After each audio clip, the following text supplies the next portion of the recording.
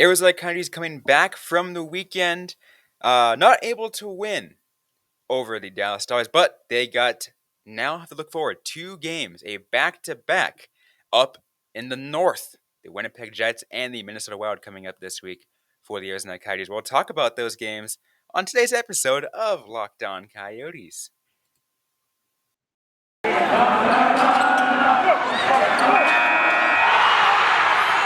You're Locked On Coyotes, your daily podcast on the Arizona Coyotes, part of the Locked On Podcast Network, your team every day.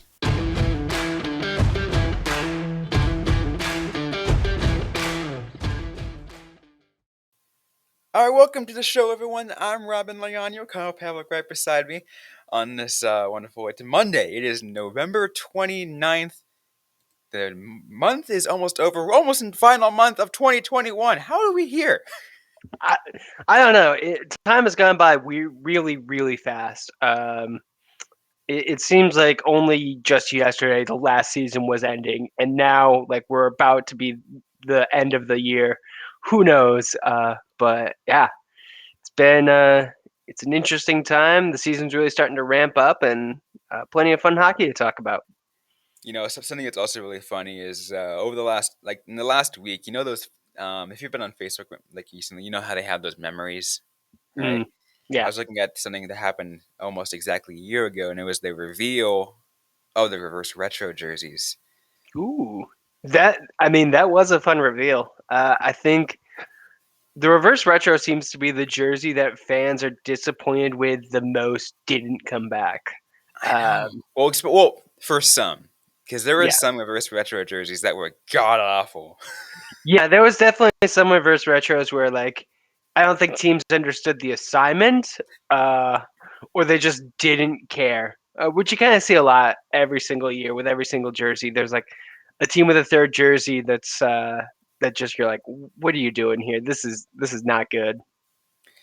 Yeah, that was definitely disappointing, especially for Arizona's sake, because Arizona's reverse retros are like S tier. Like, Yeah. I mean, like, I think the thing that really impressed people the most about the Coyotes reverse retro was the fact that they took what is, I think, objectively considered to be the worst jersey in franchise history and made it into the best. and made it into the best by just changing a color. Like, you didn't have to remove the desert landscape on the trim. You didn't have to change the weird oversized coyote head. You just needed to make it purple instead of green, and people were like, oh my god, it looks great. I love it. That's because purple's an awesome color. I mean, look at the color of our background here on the YouTube channel. Yeah, purple's the best. I don't think enough teams are using purple as their jersey color. And I think the Coyotes could like really like do something cool with that if they were to, keep that design moving forward. I'm sure like eventually, is it Reebok owns it or whoever? Adidas, like they could maybe come to some kind of agreement in the coming years, and we can see it again because that's just too good a look to die. Exactly. But what I was getting at is it's been a year since then, and again, time has flown by. Yep. It really has. And just thinking about how the Coyotes as a franchise have changed in that year is kind of astonishing. Like at this point, we're kind of used to it, but just in the beginning of the season or anytime I'm going to a game with someone who hasn't really kept up with the team, just like, so here's what's changed. Everything has changed. Completely different coaching staff. Like most of the players are gone. Like these are like a lot's changed over a short time. Absolutely. But we got some stuff to talk about on this episode. Let's first talk about the weekend for the Arizona Coyotes. They had a really close game to the Dallas Stars, and I tried following as much as I could while I was at the Roadrunners game. But from what I was able to gather, is they looked okay. They did. They looked okay. The Dallas Stars also looked okay.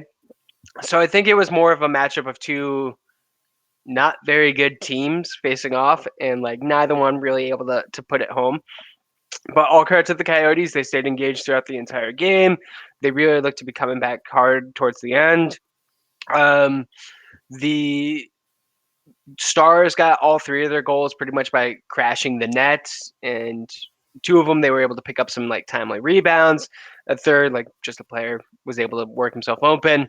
That's definitely something that you want to have the defenseman spend more time knocking people down. Like that's a growing moment, but they didn't get blown out. They stayed competitive, so it's kind of the best that you could really hope for sometimes this year. 3-2 is the final score of that game, and yeah, I mean, again, I think that's it's I think that was a pretty good scenario you can ask for the Coyotes against the Stars. Obviously, the Stars aren't a phenomenal team, but like remember what we talked about at the beginning of this year. All we want to see, like, doesn't matter win or lose for this Coyotes team. What we really want to see, because this is a rebuild, is just competitiveness. That they just look like they're trying and they Yeah, don't give up. competitiveness and growth amongst the younger players, and we're seeing that. We're seeing Tournier like being able to keep his team engaged, which is kind of what we're looking for the coaching staff. Like because we know that the team is going to be losing a lot this season. What's going to matter is if they come into games like looking like they're expecting to lose, or if they're coming in like trying to steal a victory, and we need them to do that. The an example of trying to make sure that the young kids grow.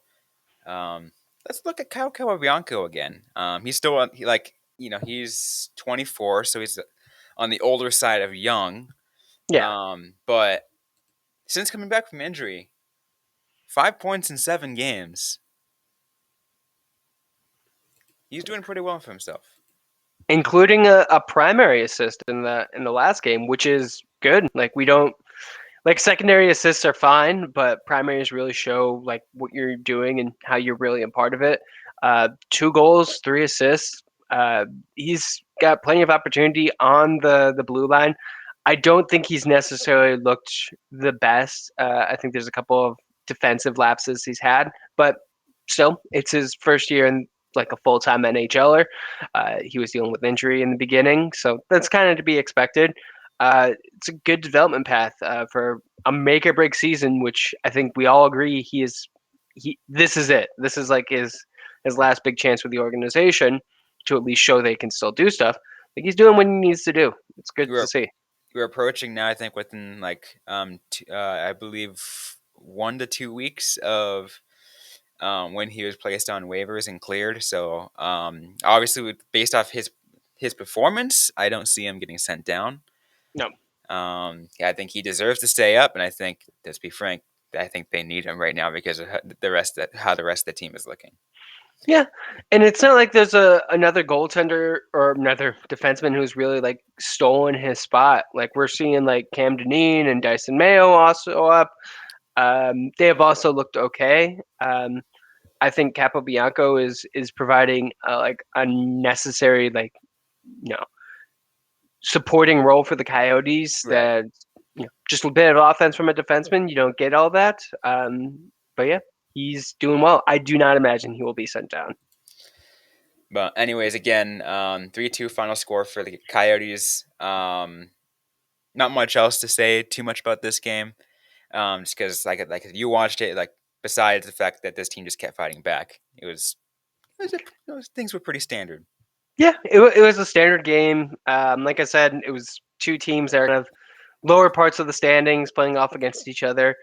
Neither team looked especially great or especially bad. Which for the Coyotes is just I'm going to count that as a moral victory. Now, pretty briefly too, as we finish this recap part before we get into the next games, I'm going to talk to you guys about some Tucson Roadrunners because they were host to Abbotsford on this last weekend, and those are some pretty exciting games. I'll tell you that, Yeah, Kyle. They won both of them, very nice. including a come from behind thriller in the in the last minute to win over Abbotsford on the second game. Very nice. Always like to see back to back wins. Come from behind is definitely something that the the Roadrunners are going to need if they're going to be playing on the Coyotes sometime soon, because it's been a staple of the NHL franchise. Uh, and it's got to be tough, but who would you say was the best player Ooh, for the two games? that's tough. I really liked um, what Matthias Michelli's been doing. Yeah, I think he scored a goal in both games. I believe. I think at least one goal in both games. that sounds familiar from what I saw on Twitter. Uh, Definitely one of the more interesting names, which is great to hear because I don't think Michelli has always got like the most um like buzz about him. Like we've been talking about him for a while, but he's never been like a serious like blue chip prospect for the Coyotes. And I do kind of wonder sometimes if that's starting to change, if he's getting a little bit more heat for what he's been doing with the Roadrunners. Yeah, another thing I can go ahead and mention too, for those who are wanting to follow what's going on in the goaltending things. The Roadrunners have three goaltenders, right? So Ivan Prespotov obviously is getting the bulk of the starts here, and it Sure. leaves the other two, Kozhinosh and Zane McIntyre. I was having a conversation with Brett Fair, the Daily Star. He's asking me, he's like, "What's all the love with Kozhinosh?" It's like McIntyre seems like he's got the better gig. And the very next day, the Roadrunners decided to start McIntyre. Um, it gives you an idea of what's going on because, uh, yeah, I know, like it's interesting because like they're just trying to split between three goaltenders and trying to figure out how that works. But That is kind of interesting, especially like McIntyre doesn't seem to be like a big name. You really hear him talk about like future of the organization the same way you do Prospetov. Granted, I don't think really anyone talks about Kozhinosh that way either. So the thing is because this is part of the conversation that we had is Kozhinosh isn't a true prospect of the Coyotes. I mean, he is, but like yeah, he was there just as a kind of like a sweeten the deal for the Aiden Hill trade. yeah, like at best he's kind of a stopgap if they needed like someone up there. Like I don't think they necessarily went in expecting the Melka to like steal a role the way he did. So I think Koshnosh was definitely a bit more of a safe bet. And now you kind of wonder what's going to happen with that because I do not believe he is signed past this year, is he? I do not believe so. I think this is it's just this. Yeah. So like, do the Coyotes decide to let him go? Do they re-sign him? I don't know. It doesn't seem like he is in their long-term plans at this time. I could definitely see that like changing in the coming seasons because we're talking about a goaltender. They tend to hit their stride later, and there's really like a whole bunch that they can do. So who knows? After those wins, Roadrunners now at 7-6-1, 536 save percentage for fifth now I, in the Pacific Division. So they climbed a few spots. Abbotsford now dropped to eighth, just ahead of the San Jose Barracuda. Um, in front of Tucson is Henderson, San Diego, Stockton, Ontario. I'm not really surprised with those four teams. yeah. They seem to be doing pretty well. It's nice to see them going up the standings. And again, great to see them win some games. Absolutely. But we still got more to get to on this show of Locked On Coyotes. It's time to take a look ahead. What's going to be going on this week for the Arizona Coyotes? They got a back-to-back. There's the uh, Winnipeg Jets and the Minnesota Wild. We'll talk about them, or mainly the Winnipeg Jets, on the next segment in just a sec. But first, a quick word from Carl. So, does this sound familiar? You've got one device that lets you catch the game live, another that lets you stream your favorite shows, you're watching sports highlights on your phone, and you've got your neighbor's best friends log in for the good stuff. Well, I want to tell you about a simple way to get all that entertainment you love without the hassle, and a great way to finally get your TV together. It's called DirecTV Stream, and it brings together your live TV and on demand favorites like never before. So you can watch your favorite sports, movies, and shows all in one place. That means no more juggling remotes and no need to buy a device ever again. And the best part, there's no annual contract. So get rid of the clutter and the confusion and get your TV together with DirecTV Stream. You can learn more at directv.com. That's directv.com. Compatible device required. Content varies by package. All right, so back here on Locked On Coyotes, Robyn Leano and Carl Pavlik. Time to take a look ahead. Coyotes and Winnipeg Jets tonight at 5:30 p.m. over in Winnipeg. I'm sure they had to figure out a way to get into Winnipeg with the lack of an airport, but you know. Yeah, they, they just flew in through Minnesota and then they climbed up the icy tundra that is Winnipeg. And we're getting a 5:30 start, which I kind of appreciate. I like I the like the 5:30 because 5 is a little too early for me. 5:30 is like, yes. yeah, it's going to be good for me. And that we can hopefully do the post game stuff Much easier. much Much easier. easier. Yeah, That means we're not going to be up till like midnight doing a post game show. yeah, I mean, which it is wouldn't be always the good. first. I've done when I've covered the Wildcats. I stayed up till like 2 a.m. sometimes because you know how those Pac-12 games are. Oh my god. Yeah.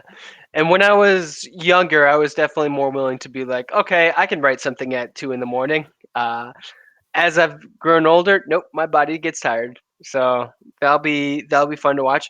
It should be an interesting game. The Jets are a pretty okay team. I don't think anyone considers them to be like favorites for the cup or anything, but they're third in the Central. Um, they're kind of weak on special teams, which really has been an area of concern for the Coyotes all this year. So potentially something that they can exploit. It will be interesting to see that. Trying to take a look at their roster to see how different. Oh, I mean, they got. I mean, obviously they got like Kyle Connor and Pierre Luc Dubois, but I Yeah. think who else? They I just still gotta have watch out for. they still have Hellebuck in net, Oh so yeah, that should be fun. Although I will say this, something I found out when I was writing the preview for today, they are the 30th worst penalty kill in the NHL, ahead of only the Coyotes by 0.1% and the Vancouver Canucks, which I don't understand how you have a penalty kill that bad when you have Hellebuck. I don't know. Maybe Hellebuck is just not as good of a goalie anymore. I mean, he's like got a pretty decent save percentage still. So I don't know if it's 270, that. 917. I just it's crazy. I know the penalty kill isn't all about the goaltending, so like No, it's not. there's definitely some like you know issues in front, but still like most important penalty killer is your goalie. So you tend to see like teams with Well, solid maybe it's goaltending maybe at least maybe be it's this. middling. Maybe Hellebuck is a terrible penalty killing goaltender, but 5-on-5 he is phenomenal and he's stopping everything. That could be. I mean, who knows? I'm sure we could pull up his 5-on-4 numbers, but yeah, who knows? Either way, I think the Coyotes have like a real shot of maybe making something happen there. Like we've seen how important power play goals are for this team, and like if they can get it, they seem to do okay. If they can't, they struggle. It's funny when we talk about power play goals. Like the days the Coyotes score a power play goal, like we're just like, they actually did it. They actually scored a power play goal. It is pretty rare. So when you see it, it's like seeing rain in Phoenix. You're just like, oh my god, it's that thing that happens. Except during monsoon season, right? Except during monsoon season. That doesn't. But yeah, I mean, like looking back, they had two power play opportunities against Dallas. One of them was cut short with another penalty. The other they just couldn't convert. If they had scored on one of those, it's a tie game. I mean, let's take a look back to the point streak. I think they had either one or two power play goals during that point streak. Like It wouldn't surprise me because it did look like for a while the Coyotes' offense was finally starting to click together, and the power play was a big part of that. And they do have pieces. And when you're, facing off against a team that's down a man, like it's a little bit easier to score. Yeah. So I'm curious to see just overall how this, how this game's gonna go. Obviously, the Winnipeg Jets. Let me see what their what is. Oh yeah, that's right. They both had a day off, so Yeah, this is the gonna be Jets. the same, Yeah, about the the Jets same. did have a back-to-back last Friday, Saturday, I believe. Yeah, Friday, Saturday. They played the Wild and the Flames, two tougher teams. Yeah, which I mean, let's we'll be talking about this tomorrow, of course. But the Coyotes are getting ready to play the Wild On a on back to back. Tuesday on a back-to-back. Just kind of knowing how the Coyotes have matched up against the Wild, I think the best opportunity for them is to just go all in on this game, like because they're gonna lose tomorrow. Uh, it doesn't really matter if they like have a bunch of energy going into there. Like they need to just go all out this game because it's definitely the more winnable of the two. So start Wedgie. Start what? Yeah, I would start Wedgwood for this. I'd probably like if the Coyotes are down, pull them early, maybe. But yeah, just go all out because saving that energy for the Wild isn't going to do too much for you. No, it's not gonna do anything. Um, it's gonna be, but yeah, I mean, the back to back is gonna be tough no matter what. Just because again, it's in the north, and it's cold up there versus down here where it's still very nice weather. Yeah, and it's a back to back against two of the top three teams in the division. So like it's not like they're getting a trip to California to face the Ducks and the Kings in a back to back. They're heading up north to face the Jets and the Wild, two of the top teams. So that's it's another where example of the Coyotes schedule just being one of their harder opponents as well. Exactly. But you know what? I think we can get to some predictions though, right? Yeah. We can do that in just a sec. But first, I want to tell you guys about Built Bar. It is here, the best Monday of the year. Cyber Monday is here. And at Built.com is the place to aim your mouse to get at least 20% off everything delicious and healthy. That's 20% off site wide. Even bigger discount on Built Boost, Broth, and Built Swag. A brand new Built Bar flavor has landed for Cyber Monday, Caramel Almond Delight. And it delivers everything it promises. Caramelized chocolate, check. Almonds, check. Delightful, double check. Be sure to get them before they're gone. It's 150 calories and 17 grams of protein. And this season, when you're craving white chocolate for a limited time, get the Built Bar Puff flavor white chocolate cheesecake, the yummy protein treat filled with marshmallowy center covered in white chocolate. 140 calories, 17 grams of protein.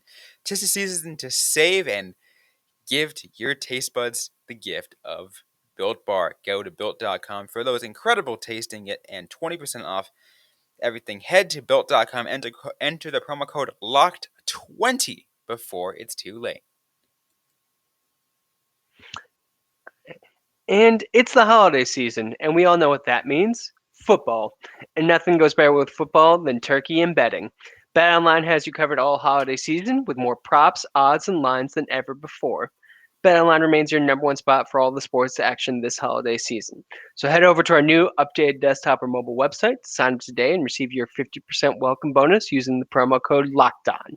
And it's not just football. BetOnline has your favorite pro and college hoops, NHL, boxing, UFC, even your favorite Vegas casino games. So don't wait to take advantage of all the amazing offers available for the 2021 season.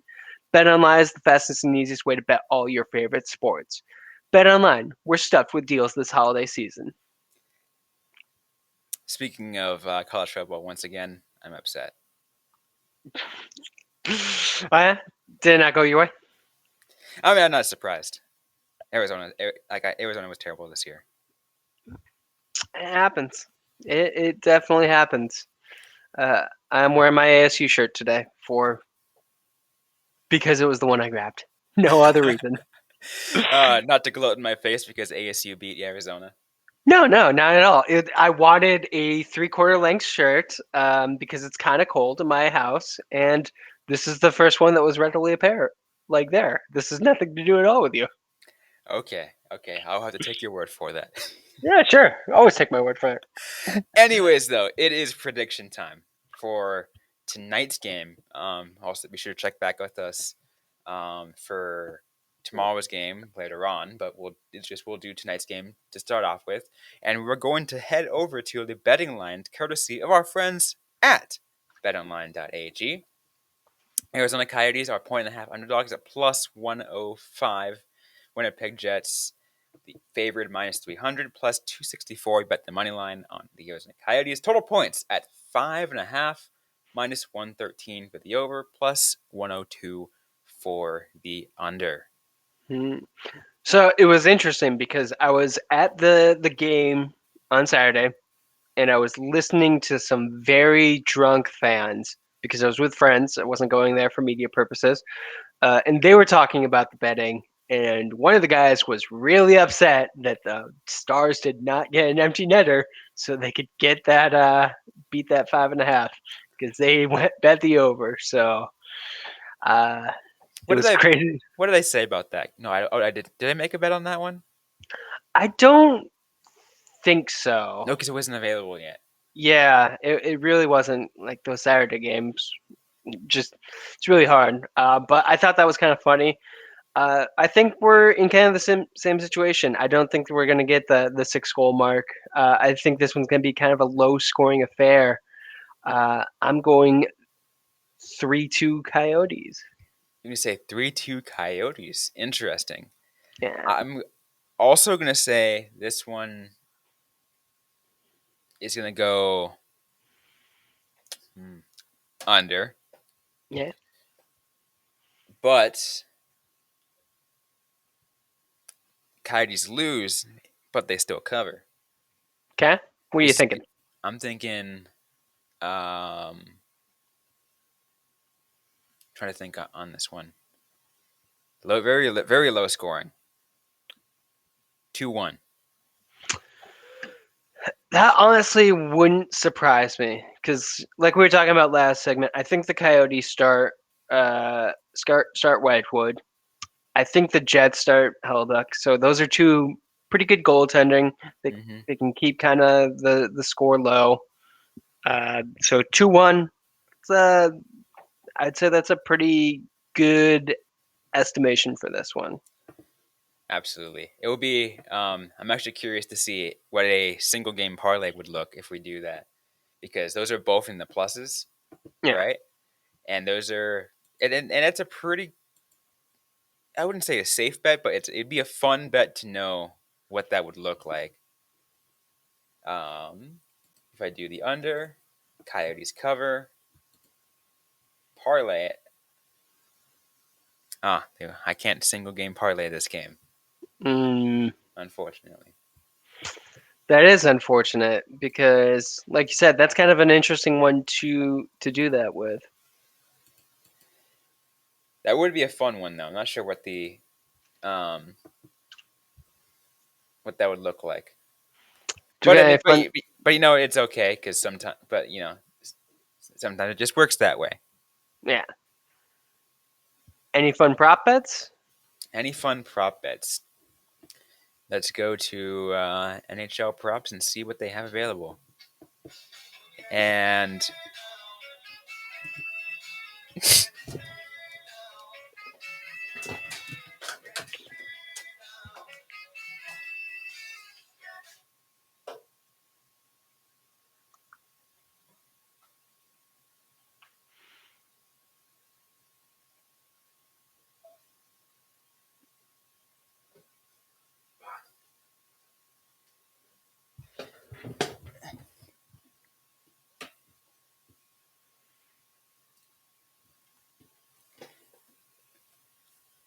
sorry about that. So I'm looking Here's one I think may be kind of interesting. Time of first score 0 to 9:59 minus 145. 10 minutes or later plus 115. We did see the Dallas Stars score in the first minute, and I think that there's definitely been a lot of early action in these games, so that may be one that I would maybe consider. That'd be an interesting one. One I might consider: the race to 3 goals during regulation. Mm, And I, of course, based off my prediction, I pick neither. that'd be a good one. That definitely is one where It's plus 350. So a simple $10 bet can win you $35. very nice.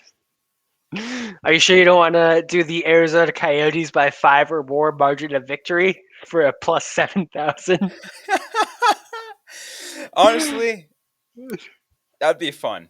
That'd be funny. I do wonder, like, because if that's available for every game, you do like a $10 bet, and the Coyotes get one blowout victory, which isn't unheard of. I mean, what's more reasonable is the Coyotes by 2 at plus 850. Sure, that's more reasonable, but not It's a less ten fun. because a $10 bet can win you $85. Uh, but what about the $10 bet when it's plus 7,000? Yeah. I'm just trying to imagine what would happen if the Coyotes won a game this year by 5.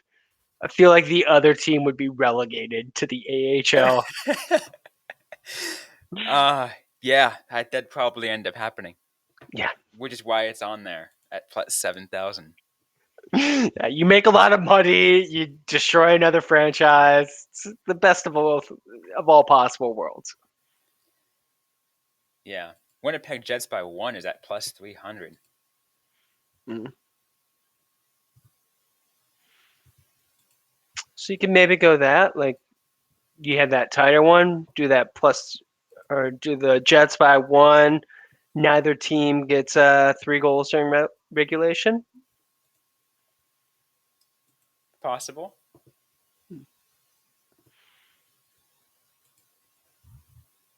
Those would be fun. I like looking at prop bets. They're really fun.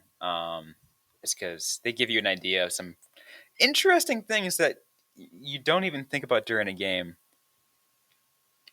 Yeah, until I you make mean, a bet, and then you're just like, ah. and then as soon as you're like aware of them as a thing, like you constantly are just like looking at them and being aware of that as a situation. I get what you're saying. Yeah. Absolutely. Um. Anyways, we made our predictions. I said 2-1 Jets, and you said 3-2 Coyotes. 3-2 Coyotes. So those are our picks. Take them with a grain of salt. Make your own educated prediction. If you decide to bet, we don't recommend it, but I mean that's totally up to you. Yeah. But And if you do decide to do that Coyotes by 5, please bet a low dollar amount. I mean, a $1 bet can win you $70. So, Yeah. See, you don't need to go high. Just go low because that's not going to happen. anyways, so that's gonna do it for today's episode of Locked On Coyotes. If you like what you heard, don't forget to leave a review, like, comment, subscribe if you get to already. We are available everywhere you get your podcasts, including on YouTube. Don't forget to check us out on social media. We're on Facebook at facebook.com/LockedOnCoyotes. On Twitter at LO_Coyotes. I am personally at Robyn_Leano. It is Robyn with a Y _LEANO. Carl Pavlik is at Carl Pavlik FFH. Interact with us, ask a question you might have. We might answer them right back or on a future episode of the Locked On Coyotes podcast. Thanks again, everyone, for listening to today's episode. Hope you guys are staying safe out there. Hope you guys are staying healthy. And don't forget to howl on.